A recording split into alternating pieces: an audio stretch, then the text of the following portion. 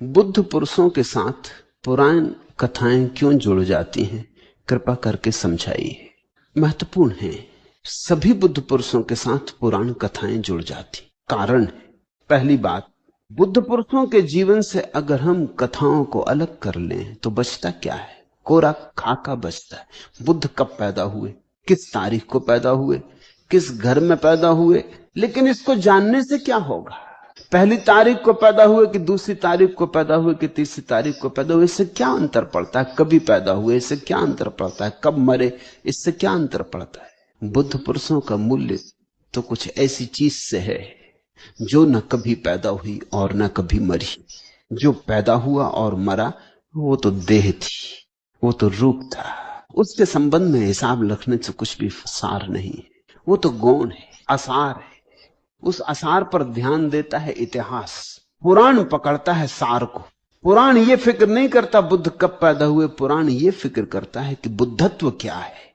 पुराण अखबार नहीं है, घटनाओं की चिंता नहीं करता, घटनाओं के पीछे अंदर छिपी आभा को पकड़ता है। दोनों में बड़ा फर्क है, दोनों पकड़ने के बिल्कुल अलग ढंग है। बुद्धत्व क्या है ये एक बात है, और गौतम बुद्ध कौन है ये बिल्कुल दूसरी बात है। गौतम बुद्ध इतिहास के अंग हो जाएंगे, लेकिन इतिहास में तुम क्या पाओगे? छोटी सी टिप्पणी कि गौतम बुद्ध नाम का बेटा शुद्धोधन नाम के राजा के घर पैदा हुआ, मां का नाम ये था, इतनी उम्र में घर छोड़ के चला गया, फिर इतनी उम्र में लोग कहते हैं कि ज्ञानी हो गया, फिर इतनी उम्र में प्रचार करने लगा, लोगों को समझाने लगा, फिर 80 साल की उम्र में मर गया। ये ऊपरी ढांचा है, ये असली बात नहीं है। ये तो बहुत रेखा चित्र जैसा हुआ, इसमें मांस मज्जा बिल्कुल नहीं है। मांस मज्जा तो बड़ी और बात है। उस रात जब बुद्ध ने अपना महल छोड़ा तो बुद्ध के भीतर क्या हुआ? महल छोड़ा ये बाहर की घटना है, ये इतिहास में आ जाएगी, लेकिन महल छोड़ते वक्त बुद्ध की चेतना में कैसे तूफान उठे, कोई इतिहास उन्हें अंकित नहीं कर सकता। कैसा आंदोलन उठा होगा आंदोलन। सुंदरतम पत्नी को छोड़कर जाते थे, अभी अभी पैदा हुए बेटे को छोड़कर जाते थे। कैसा तूफान उठा। छोड़कर जब गए, आखिरी बार मन हुआ कि जाके एक दफा और देख लें, कम से कम बेटे को देख लें, फिर दोबारा तो देखने मिले ना मिले। बेटा मां के आंचल में छिपा हुआ सो रहा था, करवट लिए यशोधरा सोई है। बुद्ध को मन हुआ कि आंचल उठा के बेटे का मुंह देख ले, फिर सोच के रुक गए कि अगर आंचल उठाया कहीं यशोधरा जग गई तो फिर मैं जा सकूंगा या ना जा सकूंगा। कहीं यशोधरा रोने लगी, चीखने चिल्लाने लगी तो मैं जा सकूंगा या ना जा सकूंगा। तो बिना आहट किए चुपचाप लौट गए द्वार से। अब ये बात घटी कि नहीं, ये बात महत्वपूर्ण नहीं है, मगर ये बात घटनी चाहिए। इस फर्क को समझना। इतिहास कहेगा कि हम तो इसे तब लिखेंगे जब ये घटी हो, पुराण कहेगा ये घटी या नहीं घटी, ये बात तो बिल्कुल अर्थहीन है, लेकिन ये घटनी चाहिए। फर्क समझ रहे हो? घटनी चाहिए। जिस स्त्री को प्रेम किया, जिस स्त्री से बच्चा पैदा हुआ, तुम्हारा बेटा पैदा हुआ, उसके द्वार तक न जाओगे? बुद्ध गए कि नहीं ये बात जरा भी महत्वपूर्ण नहीं, मगर जाना चाहिए। मनुष्य का स्वभाव है कि जाएगा, ये मनुष्य के स्वभाव का लक्षण है कि जाएगा। बेटे को तो देख लें, फिर दुविधा खड़ी हुई होगी, हुई या नहीं ख्याल रखना महत्वपूर्ण नहीं है। हो सकता है बुद्ध चुपचाप भाग गए हों, गए ही ना हो वहां, नहीं, लेकिन मुझे भी लगता है पुराण महत्वपूर्ण है। बुद्ध को ले गया पुराण वहां। ये सभी मनुष्य के भीतर घटेगा। तुम थोड़ा सोचो, एक रात आधी रात तुम घर छोड़कर जाने लगे, अपनी पत्नी को एक बार न देख लेना चाहोगे, जिसे इतना चाहा, जिसे सारी चाहत दी? अपने बेटे पर एक दफा हाथ न फेर लेना चाहोगे? ये बिल्कुल स्वाभाविक है, ये मनोवैज्ञानिक है। ऐतिहासिक है या नहीं इससे कुछ अर्थ नहीं। तो जिसने ये बात लिखी वो मनुष्य के मन को समझ के लिख रहा है। हो सकता है बुद्ध जिद्दी किस्म के आदमी रहे हों और चले गए हों, लेकिन बात जचेगी नहीं। अगर ऐसा लिखा जाए कि बुद्ध चुपचाप उठे और चल दिए, लौट के भी न देखा, तो ये बात मानवीय नहीं है, अमानवीय हो जाती। आदमी तो लौट लौट के देखेगा, पछताएगा, सोचेगा 1000 बार, लौट लौट आएगा। जाके भी लौट लौट आएगा। फिर कथा कहती, चलो ये भी बात समझ में आ जाती कि शायद हुई भी हो, ऐतिहासिक भी हो सकती है। जब बुद्ध अपने रथ पर सवार होकर चलने लगे तो उनके घोड़े की टापें इतने जोर से पड़ती हैं कि सारा नगर जग जाएगा। राजा का घोड़ा, राजा के घोड़े, राजा का रथ, घोड़े की टापें, वो श्रेष्ठतम घोड़े थे उस समय के, उनकी टापें इतने जोर से पड़ेंगी कि सारा गांव जाग जाएगा, रचन हो जाएगी। पुराण कहता है देवताओं को लगा कि कहीं लोग जाग गए तो बुद्ध का ये जो महा अभिनिष्क्रमण है रुक जाएगा। देवताओं को लगा, देवता प्रतीक है शुभ का, जैसे शैतान प्रतीक है अशुभ का। कोई देवता कहीं है ऐसा नहीं है, लेकिन देवता प्रतीक है शुभ का। इस अस्तित्व को भी शुभ को बचाने की आकांक्षा होती है, होनी चाहिए, ऐसा पुराण कहता है। तो देवताओं को लगा कि घोड़ों की टाप से तो बुद्ध का जाना ना रुक जाए। बुद्ध का जाना रुका तो अनंत अनंत काल में कभी कोई बुद्ध होता है वो महाघटना रुक जाएगी। अगर बुद्ध ना हुए तो करोड़ों लोग जो उनके पीछे चल के बुद्धत्व की यात्रा करते वो वंचित रह जाएंगे। तो अस्तित्व में जो शुभ का तत्व है उसने तत्क्षण इंतजाम किया, बड़े बड़े कमल के फूल बिछा दिए, घोड़ों के पैर कमल के फूलों पर पड़ने लगे, उनकी चोट गांव में किसी को सुनाई न पड़ी। अब ये हुआ ऐसा तो नहीं कहा जा सकता, मगर ऐसा होना चाहिए, ये हमारी आकांक्षा है। पुराण मनुष्य की उदात्त आकांक्षा है। पुराण ये कह रहा है ये अस्तित्व हमारे प्रति उपेक्षापूर्ण नहीं हो सकता। जब तुम शुभ करोगे तो अनंत शक्तियां तुम्हारा साथ देंगी, इस बात को प्रतीक में रख दिया। जब तुम बुरा करोगे तब तुम अकेले, जब तुम भला करोगे तो सारा अस्तित्व तुम्हारा साथ देगा। होना भी ऐसा ही चाहिए, होना भी ऐसा ही चाहिए। नहीं तो फिर अस्तित्व का अर्थ हुआ कि वो तटस्थ है, उसे हमारे जीवन से कुछ लेना देना नहीं है। हम चोरी करें, हत्या करें, या हम पुण्य करें, दान करें, हम प्रेम करें कि घृणा करें, हम धन जुटाएं कि ध्यान में उतरें, अस्तित्व को कोई प्रयोजन नहीं। ये दुनिया बड़ी फीकी हो जाएगी। इसका अर्थ हुआ कुछ लेना देना नहीं अस्तित्व को, हम कुछ भी करते रहें। फिर हमारे करने का मूल्य क्या है? फिर हमने धन इकट्ठा किया कि ध्यान इकट्ठा किया? अगर दोनों में अस्तित्व कोई भेद ही नहीं करता तो फिर यहां साधु असाधु बराबर। पुराण कहता है नहीं, अस्तित्व फिक्र करता है। जब तुम बुरा करते हो तब तुम अकेले, तब तुम्हें अस्तित्व साथ नहीं देता। बुरे के तुम अकेले जिम्मेवार हो, तो बुरा करते वक्त ख्याल रखना। और जब तुम शुभ करते हो तो सारा अस्तित्व साथ देता है। अस्तित्व चाहता है कि शुभ हो। इस महत्वाकांक्षा को, इस अभीप्सा को प्रकट किया कथा में। कथा में तो प्रतीक होते हैं, कहानी में तो प्रतीक होते हैं, प्रतीकों में बात छिपी होती। देवताओं ने कमल के फूल बिछा दिए, घोड़ों की टाप किसी को सुनाई नहीं पड़ी। देवताओं ने ऐसी नींद फैला दी गांव में कि सारी राजधानी गहर निद्रा में हो गई। जो द्वार था गांव का, उसके खुलने की आवाज कोसों तक सुनाई पड़ती थी। पुराने राजकोटों के द्वार, जब द्वार खोला गया सारा गांव जैसे क्लोरोफॉर्म दे दिया गया। अब ऐसा हुआ हो ये सवाल नहीं, ये पूछने ही मत कि ऐसा हुआ कि नहीं हुआ, ये पूछा कि तुमने गलत प्रश्न पूछा, मगर ऐसा होना चाहिए। बुद्ध के महा अभिनिष्क्रमण की रात्रि जीवन के शुभ तत्व ने सब तरह से साथ दिया। पुराण का अर्थ होता है जो दिखाई पड़ता है वही नहीं, जो अनदिखा है उसको उघाड़ना है। जो दिखाई पड़ता है वो तो इतिहास पकड़ लेगा, जो नहीं दिखाई पड़ता उसे पुराण पकड़ता है। पश्चिम में पुराण जैसी कोई बात नहीं है, इसलिए पश्चिम का इतिहास दरिद्र है। पश्चिम के इतिहास में काव्य नहीं। जब इतिहास में काव्य जुड़ जाता है तो पुराण पैदा होता है। पूरब ने इतिहास नहीं लिखा, पुराण लिखा। पश्चिम ने इतिहास लिखा। इसलिए जब पश्चिम का कोई विचारक आता है तो वो व्यर्थ की बातें पूछता है। वो कहता है कि बुद्ध इस तारीख में हुए कि नहीं हुए। इस पर वर्षों मेहनत करते हैं लोग कि किस तारीख को पैदा हुए।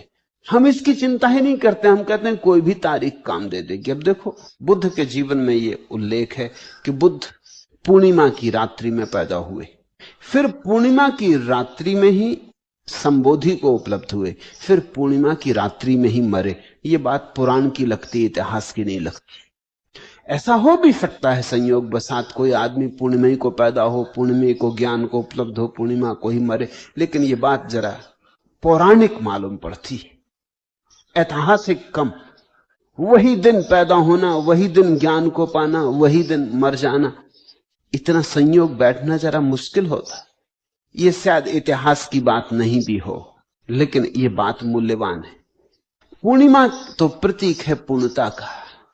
उस पूर्णता के प्रतीक को पकड़ के पुराण कहता है बुद्ध पूरे पैदा हुए, पूर्णिमा की रात पैदा हुए, शीतल पैदा हुए, पूरी छवि से पैदा हुए, पूरे सौंदर्य से पैदा हुए, अपूर्व अमृत को लेकर पैदा हुए।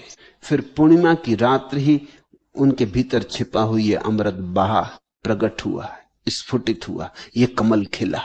फिर पूर्णिमा की रात को ही बुद्ध ज्ञान को उपलब्ध हुए, क्योंकि ज्ञान भी पूर्णिमा की रात्रि है। फिर बुद्ध पूर्णिमा की रात्रि ही विदा हुए, क्योंकि मृत्यु भी बुद्ध की पूर्ण होगी, जन्म भी पूर्ण होगा। बुद्ध के जीवन में सभी पूर्ण है। इस बात को कहने के लिए कि बुद्ध के जीवन में सभी पूर्ण है, हमने ये प्रतीक चुन लिया, ये पूर्णिमा की रात्रि। प्रतीक लोग अलग अलग चुनते हैं, लेकिन प्रतीक मूल्यवान ना होकर प्रतीकों में जो हम अर्थ डालते हैं वो मूल्यवान है। इसलिए बुद्ध पुरुषों के पास पुराण खड़ा होता, पुराण कथाएं निर्मित होती।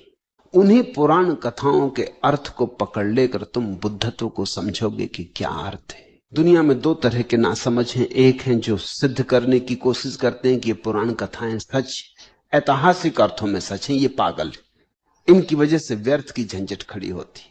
ये कविताओं को सत्य सिद्ध करने में लग जाते।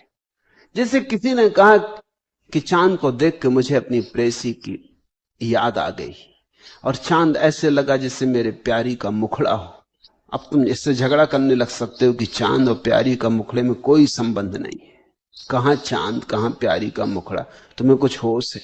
कितना बड़ा चांद और कितना सा मुखड़ा, छोटा सा। अभी प्यारी के ऊपर इतना बड़ा चांद रख दो तो मरी जाएगी। और चांद, तुम्हें पता है अभी तो वैज्ञानिक पत्थर कंकड़ भी ले आए, वहां से वहां कुछ सौंदर्य नहीं है। कंकड़ पत्थर, मिट्टी, खाई, खड्ड, यही है। कहां प्यारी का मुखड़ा हो, कहां चांद, कहां खाई खड्डों से तुम प्यारी के मुखड़े की बात कर रहे हो? होश में हो?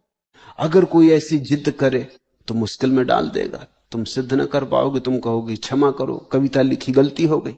मगर तुम समझे नहीं, क्योंकि कविता जिसने लिखी थी वो ये कह भी नहीं रहा था जो तुम कह रहे हो। वो तो इतना ही कह रहा था कि कुछ साम्य, कुछ तालमेल, चांद को देखकर किसी सौंदर्य का भीतर आगमन, चांद को देखकर भीतर किसी लहर का जन्म लेना। वो लहर ठीक वैसी है जैसे मेरी प्रेयसी के चेहरे को देखकर मेरे भीतर लेती। उन दोनों सौंदर्यों में कुछ समता है, कुछ तालमेल है, एक ही वेवलेंथ। इतना ही कह रहा। वो ये नहीं कह रहा कि चांद और मेरी प्रेयसी का मुखड़ा एक सी चीजें। वो कोई गणित के हिसाब से नहीं बोल रहा। वो इतना ही कह रहा है कि चांद को देख के भी मेरे भीतर कुछ वैसी ही कसमसाहट हो जाती जैसा मेरी प्यारी के चेहरे को देख के हो जाती। चांद के साथ भी मैं वैसे ही लवलीन हो जाता हूं जैसा मैं अपनी प्यारी के चेहरे को देख के लवलीन हो जाता हूं। इतना ही कह रहा है। वो एक साम्य की बात कर रहा है, और साम्य बड़ा बारीक है। और साम्य चांद में और प्यारी के चेहरे में नहीं, साम्य उसके हृदय में।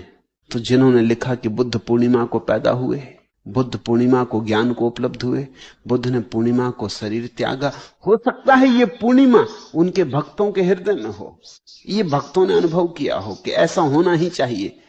बुद्ध और किसी और दिन पैदा हो जाएं, ये बात जचेगी नहीं। अब जैसे 10वीं को पैदा हो गए, जरा जचेगी नहीं, जरा बेहुदा लगेगा। ऐसा होना नहीं चाहिए कि बुद्ध और 10वीं को पैदा हो गए, कि 11 को ज्ञान हो गया। ये बात कुछ जचेगी नहीं। जरा सोचो तुम, 10वीं को बुद्ध का पैदा होना है, जचता नहीं। पूर्णिमा को बात बिल्कुल ठीक पड़ती। ऐसा होना चाहिए। जिन्होंने बुद्ध को प्रेम किया है उनके हृदय में झांको तो बात ख्याल में आ जाएगी। जब बुद्ध को ज्ञान हुआ तो कथाएं कहती हैं, जिस वन में निरंजना के तीर पर बैठकर उनको ज्ञान हुआ, अचानक बेमौसम फूल खिल गए। अगर कोई वैज्ञानिक इसका परीक्षण करने जाएगा तो मुझे लगता नहीं कि कोई बेमौसम फूल खिलेंगे, लेकिन खिलने चाहिए। इतने लोगों के हृदय के फूल खिले, इसको कैसे प्रकट करें? इसको प्रकट करने के लिए एक व्यवस्था खोज ली, एक काव्य बनाया। कि जब बुद्ध को ज्ञान उत्पन्न हुआ तो वृक्षों में बेमौसम फूल खिल गए। अभी मौसम न था, लेकिन इतनी बड़ी घटना घटी हो तो कौन मौसम की और गैर मौसम की फिक्र करता है। ये मौका आ गया कि फूल खिलने ही चाहिए। सूखे वृक्ष पुनः हरे हो गए, जिनमें वर्षों से अंकुर नहीं आए थे, फिर अंकुर आ गए। होना चाहिए ऐसा। कितने सूखे हृदय अंकुरित हुए, इसको कैसे कहोगे। कितने लोग जन्मों से सूखे पड़े थे, बुद्ध का अमृत कण उन पर पड़ा और वो हरे हो गए और उनमें नए अंकुर आ गए और जीवन ने नई हरियाली देखी, नए गीत गाए। इस बात को प्रतीक की तरह स्वीकार करके तो फिर पुराण का अर्थ साफ हो जाएगा। तो एक तो इस तरह के पागल हैं जो सिद्ध करते हैं जो पुराण में लिखा है वो वैसे ही है, वो भी पुराण की हत्या कर देते हैं। और दूसरे ऐसे भी पागल हैं, वो कहते हैं कि जो भी पुराण में है वो सब असत्य है, वो भी हत्या कर देते हैं। ना तो सब सत्य है और ना सब असत्य है। पुराण में बड़ा काव्यात्मक सत्य है। काव्यात्मक सत्य का अर्थ होता है सत्य बड़े प्यारे और मीठे ढंग से कहा गया है। जब हम किसी बात को प्यारे और मीठे ढंग से कहते हैं तो असत्य का उपयोग किया जाता है। सत्य को इस ढंग से उपयोग किया गया है और असत्य को इस ढंग से उपयोग किया गया है कि दोनों में विरोध नहीं रहा। पुराण का अर्थ है सत्य को कहने में असत्य का भी उपयोग कर लिया है। ये बड़ी अद्भुत बात है। होना ऐसा ही चाहिए कि असत्य भी सत्य की सीढ़ी बन जाए। असत्य का भी उपयोग कर लिया, उसको भी व्यर्थ नहीं जाने दिया। काव्य का भी उपयोग कर लिया, कथा का भी उपयोग कर लिया, उसको व्यर्थ नहीं जाने दिया। कुछ छोड़ा नहीं। जीवन में जो भी था सबको ठीक से जमा लिया उस महासंगीत के लिए। तो बुद्ध पुरुषों के पास कथाएं पैदा होती, अनूठी कथाएं पैदा होती। उस आदमी को मैं ठीक ठीक समझदार आदमी कहता हूं जो न तो पुराण को अक्षरशः सत्य के सिद्ध करने की चेष्टा करता है और न अक्षरशः झूठ सिद्ध करने की चेष्टा करता है। जो पुराण को